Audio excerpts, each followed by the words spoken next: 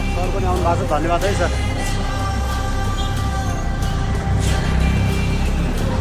Hello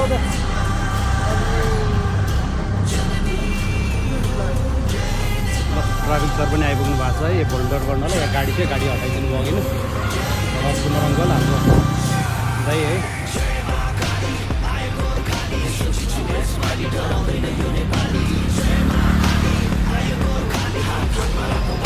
finally complete भयो त यहाँको पनि। फाइनली यहाँ काम भयो। ट्याग गरिरहेको छु त मैले तपाईँलाई।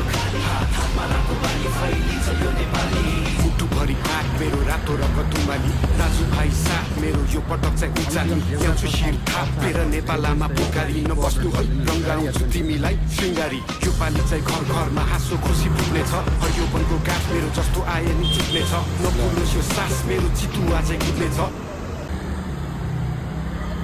कति सहज भएको छ देख्नुभयो जेब्रा क्रसिङ बनाइदिएर मान्छेहरू मजाले जेब्रा क्रसिङमा बाटो काट्नु भयो। तर के गर्ने गाडीवालाहरू बिस्तार कुदाउनु जानेकै छैन यस स्थानमा।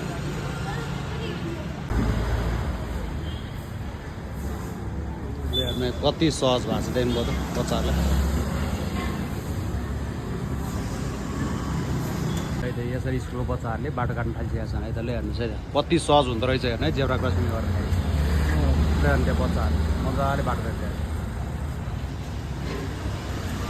त्यो पनि हामी यो गाडीवालाहरूले चाहिँ बुझ्नुपर्ने हो कि विस्तार गर्नुपर्छ जेब्रा क्रसिङ आइसकेपछि भन्ने कुरा थाहा छैन कि, ज्ञानै छैन।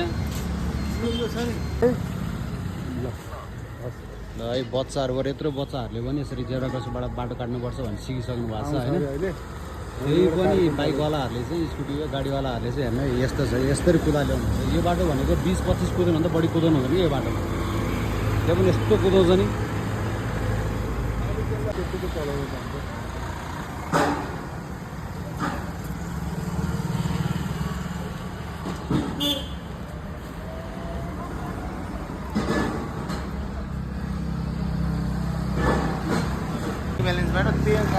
यो बच्चा बाटो काट्नु खोज्यो गाडी कसैले रोक्दैन त।